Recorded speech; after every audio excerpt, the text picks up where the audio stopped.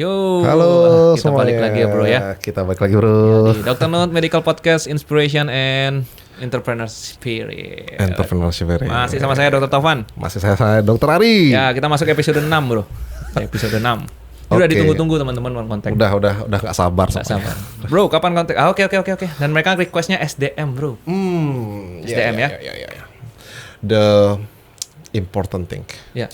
Karena Very, very digerakkan important. oleh manusia ya. Ya, tetap batasannya tetap pada manajemen, tetap pada healthcare manajemen. Jadi kita nggak ngomong yang lain-lain, lingkupnya tetap pada itu. Jangan sampai bisa jadi soalnya nanti hasilnya berbeda dengan manajemen yang lain. Iya. Ya kan bro? Ya, dan ini Oke. hanya berbasis pengalaman kita dan pengetahuan kita gitu ya. Jadi yang sudah mendengarkan tolong didengarkan sampai akhir Ya, gitu kan. ya, Thank you ya. banget sudah mendengar gini ya. Appreciate. Appreciate. Oke. Kita mau ngomongin dong sedikit dari SDM Sip. tentang culture, Oke. budaya, Culture. gitu. Organizational culture. Organizational culture. Ada banyak banget bentuk dari organizational culture, tapi yang mau aku angkat nih gitu. Kemarin kan ke Ubud tuh. Ya. Ternyata ada leader Yang apa? itu ya. Ya, itu hotelnya besar banget gitu kan. Dia tinggal di Ubud. Oke. Dia ternyata Arthur Karamasi namanya. Yep. Itu ternyata trainer untuk leader CEO gitu. Dia kumpulin di Ubud. Pokoknya master class gitu dah kelasnya di Ubud. Nah ternyata aku buka, wah ada satu hal tentang culture yang wah ini bener nih. Kamu nggak ngajak Ini aku. harus di-share. Something nih harus di-share nih. Penting ini harus di-share. Bahwa ya ini dia. dah. Selama ini dia. Ini dia Ya, masalahnya. ya. Dia Oke. Dia Ayo. bahasanya gini, kita Gimana? di organisasi, di klinik, di rumah sakit kita punya Oke. goal. Ya, sip. Goal. Jumlah pasien, jumlah revenue itu goal kita. Target lah ya. Target. Nah, di goal itu kita punya strategi untuk gimana nih strateginya? Achieve. Achieve. Goal, strategi, how to achieve. Ternyata ada yang belakangnya, bro. Oh ya? Ya. Untuk what's supaya strategi itu berhasil, dia namanya culture. Oke. Jadi culture, strategi, and then goal. Kok serem banget kayak spirit gitu, Bre? Kayak Holy Spirit gitu. Holy Spirit. Ya, 3 gitu loh. Ya. Culture, strategi, Goal. goal. Oke. Jadi kita bisa bikin goalnya tercapai kalau kita ada strategi. Strateginya bisa tercapai kalau culture-nya baik. Nah, kalau culture-nya hancur lebur, strateginya sehebat apapun tidak akan. Oke, berarti selama ini banyak yang hancur lebur mungkin aja gara-gara culture-nya nggak oke. Culture-nya nggak oke. Strateginya hebat. Siap, Banyak siap, kok siap. leader-leader, CEO masuk nggak bisa juga kok ngerubah gitu. Tapi apa yang terjadi jika kebalikannya, bro? Kita punya culture yang bagus, strateginya mungkin masih meraba-raba, goalnya gimana? Ya sama aja. 3 ini kan harus seiring. Tapi paling gitu. nggak lebih gini kan? Lebih mudah lah. Lebih mudah ya. Dari culture-nya muncul gitu. Di sana dibahas ada 5 bro. Oke, apa itu? 5. Iya 5. Hmm. 5 tipe organization culture menurut Arthur Karamasi. Masih ada dia di sana, cari aja di Ubud ya. Oke, apa aja itu? Apa aja? 1 yang paling dasar, yang paling jelek, Oke, blame culture. blame culture. Ini dari yang paling dasar ya, dari yang paling dasar sampai yang Negatif ya, paling negatif. yang paling ini. negatif sampai Oke, yang paling sip. positif. Yang paling negatif itu dia bilang blame culture. Kita di suatu organisasi gitu ya, semuanya saling menyalahkan. Oke. Jadi pokoknya aku yang paling benar. Ciri khasnya ketika saling frontal lah. Ini nih marketingnya belum gini-gini. Oh enggak, saya sudah begini. Nah, Marketingnya gini, staffnya gini gitu. dan itunya jadinya saling menyalahkan. Blame culture. Oke. Itu yang paling jelek. Karena begitu berangkat kerja ketakutan. Paling bottom tuh ya. Paling bottom. Mau berinovasi takut. Oke. Inovasi kan sebagian besar gagal gitu kan. Iya. Takut gagal, takut Karena orangnya disalahkan. udah takut ntar aku bakal di blame juga kan. Di blame. Nah, Di-blame. jadi- Cari aman lah semua. Itu namanya blame culture. Oke. Terus Itu blame culture. second grade. Yang berikutnya apa? Yang berikutnya multi-directional culture. Multidirectional culture. Multidirection. Oke. Artinya banyak direction. Masing-masing dari masing-masing divisi kuat di divisinya masing-masing, di grupnya masing-masing. Tapi dia menyalahkan divisi lain. Oke. Banyak kerajaan kecil dia bilang. Culture-nya multi-directional. Si A ngomong apa, Si B ngomong tapi si B apa. ngomong apa, si A ngeblaming divisi B ngeblaming divisi C, itu namanya multi-directional culture. Kalau misalkan si anggota si A nggak puas tapi dia ngelapornya sama si B sama si C, itu multidirectional. Multi-directional culture. Jadi di blame ini hancur lebur lah. Ya pernah sih kita merasakan blame, menyalahkan, pokoknya keras. Apalagi kalau udah memarahi. teamwork ya. Apalagi udah teamwork, kita punya project baru, misalkan yang melibatkan marketing, melibatkan project director, melibatkan sisi finance dan lain-lain. Akhirnya ntar kalau misalkan dengan multi directional culture kayak gitu, bisa-bisa jadi nggak jalan gara-gara si A bukan nge-blame pada si atasan si A, tapi malah si C dan si D, kayak gitu kan? Jadi Got it. inovasi mati di budaya-budaya ini, karena ya gimana mau inovasi, sibuk saling menyalahkan, rasa takut, fear, takut, cari selamat, gitu. Itu dia di blame culture. Sedikit lebih baik multi directional. Biasanya organisasi rumah sakit yang besar, departemen ini kuat mereka ke dalam, tapi direction nggak dari leader pimpinan itu nggak masuk lah ke culture yang nggak seperti bisa ini. ngerekatin kali ya. Multi directional. Yang ketiga, live and let live culture. Live and? Itu benar gak sih bahasanya? Live and let live. Artinya segitu-segitu aja. Oke. Bagaikan ya segitu-segitu aja. Jam 9 clock in, jam 5 clock out, clock in, clock out. Inovasi mati juga. Lack of idea, lack of innovation, lack of leadership. Tidak ada inspiration, tidak ada kepemimpinan. Tidak ada leader, tidak ada ini. Jadi kalian harus dengarkan ini. Kalian harus dengarkan ini. Ya. Biar ada inspiration. Ada inspiration. Itu namanya diistilahkan live and let live. Kalau kayak ikan, ikan itu kalau lincah melawan arus. Gitu. Ini dibayangkan kayak ikan mati. Ngambang gitu aja. Ya ada sih dia, mati dia ngambang. Apa yang terjadi pada bisnis yang seperti itu? Segitu-segitu aja. Oke. Stagnan dia. Stagnan. Biasanya kalau udah untung ya udah untung, atau pasiennya segitu ya segitu-segitu aja. Organisasi yang lama. Nggak ada inovasi. Di tiga ini kalau menurut saya pribadi inovasi mati. Jadi dia akan segitu-segitu aja. Di blaming lebih parah. Di multidirectional masing-masing punya kerajaan sendiri. Di live and let live ya segitu-segitu aja. Untung sih. Profit sih gitu. But segitu aja. Bukan berbisnis tadi ya? Ya bukan, growth. Kita kan berorganisasi. Iya. Tidak ada lack of leadership. Situ yang budaya-budaya seperti itu yang misdirection jadi. Misdirection, ya seperti itulah bro.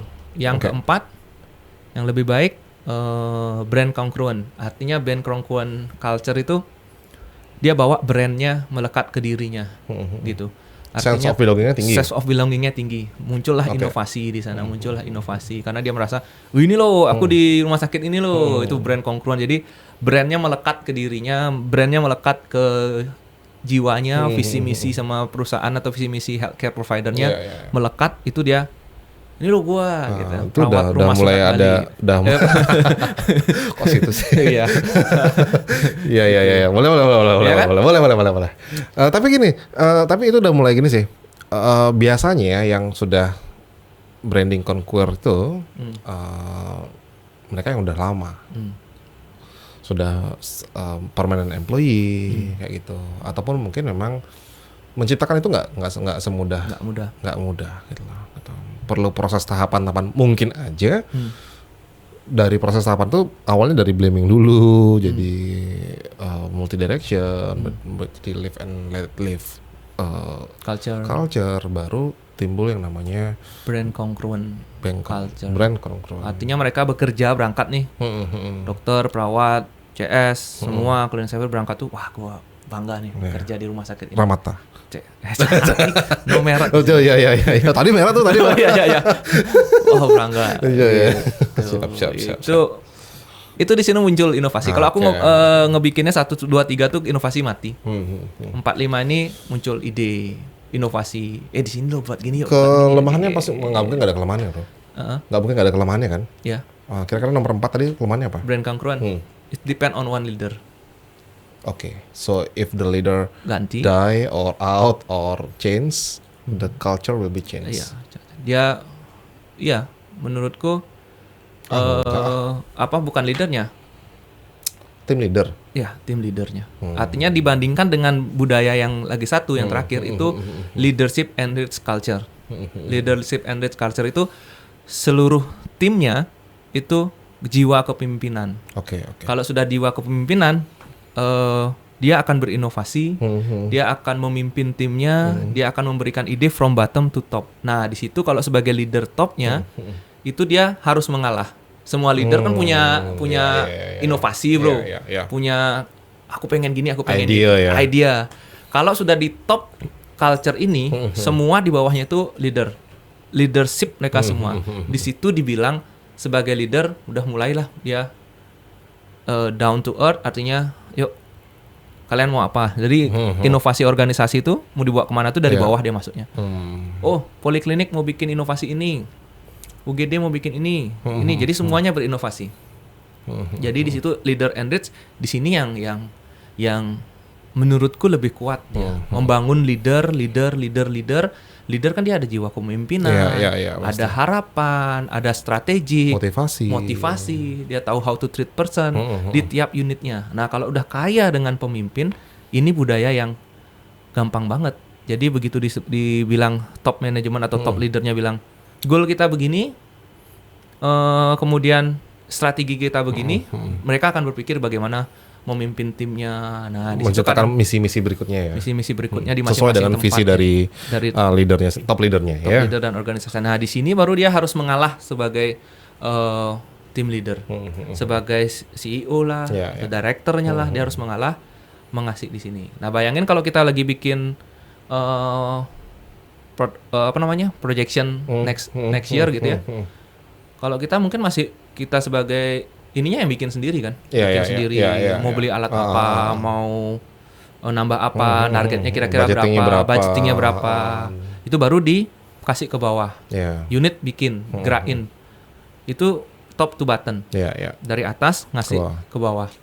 Nah, kalau kita sudah sampai titik leadership and rich culture, itu seluruh unitnya tuh muncul pemimpin-pemimpin baru. Jadi leader itu justru harus menurunkan egonya, bahwa idenya dia mungkin nggak dipakai. Lu mau apa sih? Oh, mau bikin gini. Oke, disatuin. Bahkan broadcasting ataupun projection ataupun budgeting munculnya dari bawah. Nah, kumpul memastikan. Siap. Nah, itu tapi itu kalau gimana ya? Maksudnya gini, setiap leader itu mungkin nggak punya inovasi. Nah, ketika apalagi ya mungkin kecuali ya mungkin rumah sakit yang ataupun layanan bisnis kesehatan yang sudah pakemnya sudah steady state banget lah. Tapi kalau yang masih growing itu masih gonta-ganti personil susah kayak sih, bro. Makanya depend namanya budaya, culture, makanya kita ini nih membuat aku tuh, organisasi kita, tempat kita, culture-nya di mana ya? Sudah di titik mana ya? Kok baru sekarang mikir? Makanya kalau dipikir-pikir, wah ini kok culture-nya jadi gini, kok blaming gitu kan. Makanya kadang di rapat, balik, stop. Kita bahas ini. Aku baru mempelajari ini. Blaming ini begini, blaming begini, multidirectional begini, culture let live and let live begini, brand congruence segini, enrich leadership and rich culture begini gitu. Kita di mana? Kalau selama kita masih di blaming culture, saling menyalahkan, kelihatan kok, bro, kalau di organisasi yang besar kita rapat koordinasi itu. Satu nyalahin ini, begitu disalahin ini nunjuk itu nunjuk muter. Akhirnya nggak ada solusinya. Itu blaming culture itu. Makanya kalau sebagai leader, pemimpin, pecahin dulu culture-nya, ajak dulu mereka untuk sadarkan dulu mereka. Sedikit pengalaman dulu waktu pertama kali aku berkecimpung di dunia manajemen yang profesional. Hal yang pertama kali aku lakukan adalah aku harus magang dulu. Pertama, aku harus magang dulu, ngebadi dulu lah bahasanya dengan top leadernya siapa. Ketika itu satu hal yang menarik. Pertanyaanku adalah gimana sih cara kita untuk running bisnis gitu loh.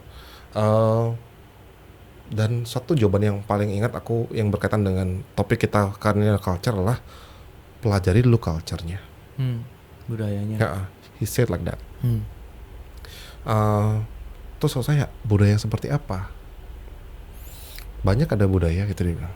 Nah, sedikit yang kilasan bahwa kasih saya satu contoh budaya yang bisa saya terapkan dong sebelum saya mulai belajar tentang manajemen lainnya. Contoh nih, kalau kita ke pasien, Mungkin beliau dengar kali ya gitu. Kalau ketika saya tanyakan kamu, "Hai Ari, lihat si X nggak?" Jawabanmu apa? Kamu punya banyak jawaban. Yang pertama mungkin aja, "Oh ya, lihat dok," karena memang kita lihat. Kedua, "Oh nggak tahu dok." Yang ketiga, "Kamu nggak punya ID." Culture kita adalah, itu dia bilang, kalau kamu tidak tahu, berikan saya waktu 5 menit sampai 10 menit. Saya akan cari tahu di mana orang itu. Artinya apa? Aku pulang dengan tangan kosong. Aku pulang dengan tatapan wajah yang masih nggak ngerti. Kok culture malah kayak gini sih gitu. Setelah itu aku bertanya-tanya. Aku mulai ya kita review sedikit. Ternyata culture yang dibentuk dari perusahaan itu adalah ketika orang ask you something about ya mungkin minta tolong ataupun apa, jangan dulu bilang tidak. Sebisanya tidak bilang tidak, tapi bilang iya dengan bahasa yang lain. Kalau misalkan emang itu tidak. Contoh, kamu nggak tahu nih, kasih kita waktu 5 menit. Saya akan cari tahu di mana dia. This is the first answer. And the second is terakhir saya lihat di sana dok. Berarti kan kita ngasih solusi dia, kita ngasih jawaban dulu. Jangan bilang negatif word bahwa kita nggak tahu. Karena ketika kamu bilang ketika kita nggak tahu, defense dan akan menutup semua chance yang ada. Begitu juga dengan healthcare. Ketika di front office misalkan, tolong bisa nggak bantu saya untuk cari rumah sakit terdekat, which is di klinikmu tidak bisa menangani pasien tersebut. Kalau kita mungkin rasional aja, ngapain kita bantuin pasiennya nyari rumah sakit? Toh dia juga nggak berobat ke klinik kita, kayak itu kan. Tapi nggak seperti itu. Oh ya, sebentar, kasih saya waktu 10 menit, saya akan coba telepon. Kita akan bantu untuk fasilitasi. Dan what is happens? The magic happens. Even dia ke rumah sakit, nanti next time dia sakit, dia akan balik ke tempat kita lagi. Say thank you. Dengan culture, cara bro. apapun itu. Itu culture. Itu culture yang dibangun. Jadi bagus banget perjalanan pembelajaranku sendiri. Jadi ketika aku bertanya masalah bagaimana caranya menjalankan bisnis ini, beliau mengatakan start from the culture. Gitu. Culture-nya apa? Jangan langsung bilang tidak. Ya, itu same lah. Aku rasa itu bisa jadi terjemahan dari 5 jenis culture yang tadi itu. Kalau kita sudah tidak bilang tidak, kita coba untuk membantu orang. Ketika kita rapat board ataupun rapat-rapat, rapat pipeline ataupun rapat-rapat dengan berbagai divisi, ketika kita menemukan something stuck ataupun apa-apa, dia akan berusaha untuk tidak blaming, tapi dia minta waktu untuk mencari tahu apa masalahnya. That's a good point. Iya, itu dah. Itu kalau di blaming nggak akan ada. Kalau organisasi kita blaming culture nggak akan ada seperti itu. Nggak akan ada. Ada satu begitu blaming itu ya. Kita yang ekstrim lah blaming gitu. Ada satu solution in every problem. Nah, dan problem in every solution. Karena ada problem nih, karena nggak kelepas lah dari problem meeting. Ada problem gini. Orang yang still solution in every problem, itu yang positive thinking, good leadership. Dia akan coba begini. Nah, ketemu sama orang yang negatif, culture-nya berbeda, solution in every problem in every solution, bro. Dikasih solusi, nanti kan gini, nanti nggak gini, nanti begitu. Nah, ini tipe orang yang problem in every solution gitu. Oke, jadi culture itu udah seperti spiritnya, bro. Kita nggak bisa ngelihat, tapi kita bisa ngerasain. Ya, contohnya apa ya?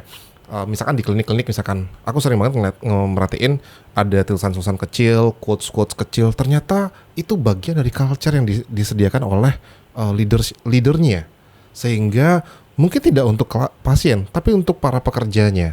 Nah, sekaliber pun, misalkan aku pernah nih punya pengalaman, bukan pada klinik, pada car wash misalkan. Di car wash tersebut, yang aku melihat ada foto ownernya, foto manajemennya, ada visi misi car wash-nya, bro, bukan klinik.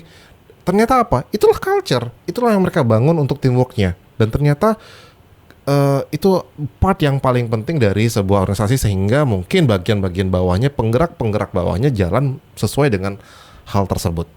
It depend really on the leader sebenarnya, bro. Ya pasti lah, ya, pasti. Karena nggak mungkin. Kalau satu leadernya ya itu sama-sama belajar lah ya. Iya. Kita masih emosional, kita langsung menyalahkan. pasti ke bawah semua gitu. Ya. Pasti blaming. Pada akhirnya mereka akan melihat bahwa role modelnya kan seperti itu. Role modelnya blaming. Gitu. Role modelnya kan seperti itu. Tapi kalau kita build trust each other. Tapi susah loh kita ketika build trust tapi masih ada mistake itu juga tetap susah loh. Itu memang perlu sebuah balancing. Berarti otomatis dalam hal ini jika teman-teman pendengar dimanapun Anda berada nanti someday kalian jadi seorang leader, pelajaran spiritual penting juga ya, emosional. Loh, iya kan? Karena penggerak culture-nya itu kan. Kalian harus menggerakkan culture seperti itu. Bagaimana kita menyampaikan suatu hal yang penting dengan cara yang mungkin tidak seperti seharusnya. Ya. Gitu, ya kan? Iya. Kalau kita lewatin ketika ketiru ke bawah ditiru blaming lagi. Itu hal yang penting yang seringkali disepelekan loh. Dan kadang-kadang menjadi akar masalah dari banyak masalah-masalah lainnya. Makanya ketika teman kemarin nanya, SDM dong Van, podcastin. Aduh. Oke, culture ya. Kalau masalah recruiting, selection, KPI. Itu sih on the text ya? Oh, nanti lah. Atau human resource system, penggajian, bonus, punishment, and reward. No. Itu sudah begitu dia. Bagaimana buat orientasi, gimana bikin program kerja untuk ini, balance scorecard. Iya, itu ini. KPI ini kan. Tapi balik dari semua itu, aku dari Mr. Arthur ini, wah ini benar nih. As a leader, kita pemimpin, kita take concern sama culture.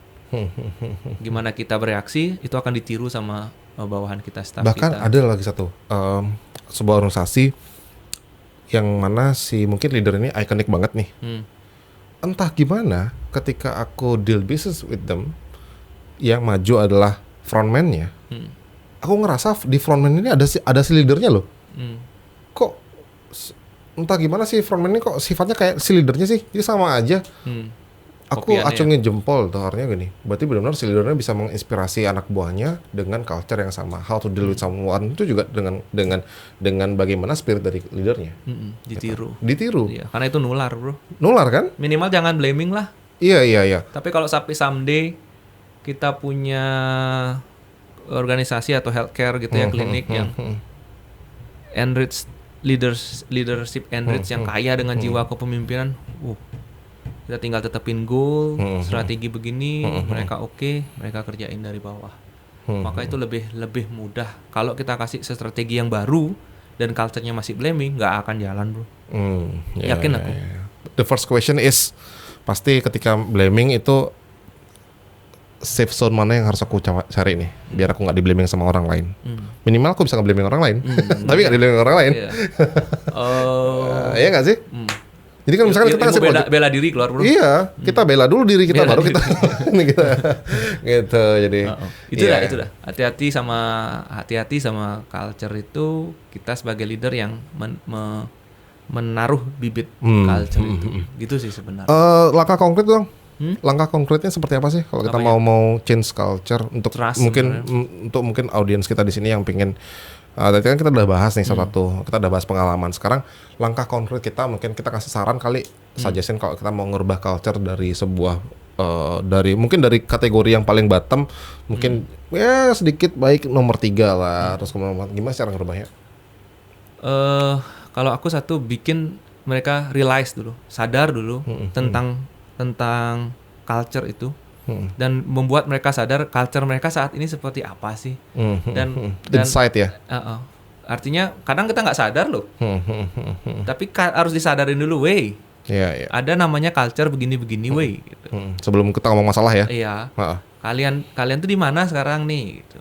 Baru mereka enggak kan kadang-kadang. Oh, kenapa jangan sampai blaming kenapa? Gitu. Kalau aku bilangnya sih, men, kita 24 jam kerja, 8 jam di kantor. Masa kamu mau masuk ke blaming culture, masuk nggak ada motivasi gitu kan? 8 jam tidur, 8 jam sama keluarga, 8 jam kerja, masa mau bikin kita kan mau bikin ke ruang tempat kerja yang lebih nyaman. Masa kita punya tempat kerja blaming culture, cari aman, tidak ada growth, tidak ada achievement, tidak ada goal, target, kan nggak nyaman kita kerja, nggak ada harapan gitu kan? Makanya kalau aku sih buat mereka sadar, baru giring satu-satu dengan trust. Apa yang terjadi kalau mereka sudah mistrust? Contoh nih ya, mungkin mereka dijanjikan dengan sebelum Misalkan gini cerita nih, kita sekarang baru buka pintu, kita jadi director ataupun ya hospital director ataupun leadership di sebuah organisasional, di mana sebelumnya kita menggantikan yang sebelum-sebelumnya mungkin ya gitu. Kita sudah bawa konsep ini dengan baik gitu. Kita sudah jabarkan pada mereka. Ternyata ada suatu masalah nih bro. Misalkan mereka kehilangan trust, mistrust. Ujung-ujungnya kan apa sih orang yang membuat orang itu bergerak kalau nggak, mohon maaf ya, achievement bersama-sama ya. Achievement bersama-sama lah ya, goal bersama lah gitu. Goalnya apa nih gitu, misalkan contoh, oke, kita revenue sekian, kita udah target goal, terus kita akan ada pembagian bonus tahunan. Ternyata mungkin saja mereka kehilangan itu karena tidak dapat bonus tahunan. Ya tanggung jawab kita lah. Leadership kan gitu aja. Jadi leader kan cuma menyediakan 3 aja bro, kalau konsepnya bro. Sebagai leader itu cuma ada membuat itu susah loh. Membuat itu susah loh. Nyetak leader susah loh. Nggak artinya membuat dari mereka tidak percaya, mereka nggak percaya sama orang sebelumnya, terus kita datang dengan orang baru memberikan harapan. Iya. Ya. Aku selalu nemenin sama manajerku. Ingat kamu harus bisa 3. 3 yang harus kamu bisa kasih ke staff kamu. Apa itu dok? 1 hope, harapan. Kedua direction, ketiga answer. Maksudnya, pernah dengar di mana nih ya? Aku juga nggak tahu, aku lupa. Malah di bawah ini adalah sumbernya. Mana aku pernah dengar ya? Nggak tahu bro. Aku juga sama-sama pernah dengar kan kita? Hope. Oh iya, Mbak. Harapan. Ada saatnya kita ngasih mereka harapan. Iya. Ada saatnya kita ngasih mereka direction, arahan. Ada saatnya kita ngasih mereka jawaban. Benar-benar mereka nggak tahu, kasih jawaban. Kalau mereka nggak tahu, kasih direction. Kalau mereka bingung, kasih harapan. Kasih harapan. Gila harus. Iya. Kalau mereka semangat kasih harapan gitu gitu. Iya. It's a leadership. It's a leadership. Very. Aduh, gimana ya? Intinya seni sih, seni. Tapi paling enggak kita memahami dulu penyakitnya apa dulu deh, gitu. Karena tanpa culture yang baik, berarti gini ya bro. Semua bentuk culture itu boleh dimodif nggak? Boleh kan? Artinya gini, para audiens ini kan mereka mungkin aja sekarang yang dengar kita ini adalah orang yang sudah memiliki culture-nya mereka masing-masing. Even mereka mungkin sekarang berjalan dengan hal tersebut dan mungkin nggak ada problem. Nah, berarti kita hanya menegaskan bahwa culture itu boleh kalian bangun dengan modifikasi kalian sendiri. Intinya tetap pada sumber daya manusia itu adalah bagian yang paling penting dari sebuah organisasional, gitu. Dan pemecahan masalahnya kadang-kadang tidak berfokus pada masalahnya, tapi bagaimana kita bereaksi terhadap masalahnya. That's the culture. That is culture. Aku pernah, omonganku ini juga kutipan dari omongan siapa ya? Iya benar tuh. Iya. That's the culture. Makanya kemarin itu dah SDM pan gimana SDM culture. Artinya kalau kita nggak sadari pun ya kita masuk kayak tadi kita masuk gitu. Kita nggak sadar tentang culture, kita kejebak loh bro. Oh ya? Kita ikut tuh jadi terbawa arus. Kita ikut blaming. Nggak sadar ya? Nggak sadar. Karena tanda-tanda blaming itu udah bangun pagi gitu. Mulai telat-telat itu udah blaming culture dah. Dah gitu. Males gitu. Itu dah mulai. Nah, segitu aja dulu bro. Siap. Nanti kita lanjut lagi. Udah kelamaan ini. Iya. Oke. Pada bingung biasanya. Oke. Kesimpulan. Jadi bahasan hari ini kita mengenai tentang culture organisasional yang dibagi menjadi 5 tahap 5 jenis culture. Menurut Arthur Karamasi. Bener, yang pertama adalah yang blaming culture. Kemudian kedua adalah multi-directional culture. Yang ketiga adalah live and let it live culture. Yang keempat adalah brand congruent. Yang kelima adalah leadership enrich culture. Kita menuju, kalau kita punya goal, kita mau growth, kita mau bikin sesuatu yang make a good impact, itu adalah culture-nya harusnya adalah leadership enrich. Dengan semua tadi contoh yang udah kita jelasin, yang paling intinya begini, semua culture tersebut penting untuk kalian membangun yang namanya strategi dan untuk mencapai achieve the goal. Without the culture, ternyata masalahnya ada pada culture-nya. Gitu. Intervensi dulu culture-nya. Ayo kita berkaca, ayo kita seperti tadi Dr. Tovan sudah bilang, bisa jadi kita salah culture nih sekarang nih. Bisa-bisa jangan-jangan kita yang bikin culture itu, bro. Siap. Oke. Gitu ya. Oke, mudah-mudahan ini bermanfaat buat teman-teman semua di rumah, dimanapun Anda berada. Kita akan bahas lagi nanti dengan topik-topik berikutnya dari Dr. Note. Oke, thank you. Bye-bye. Bye-bye.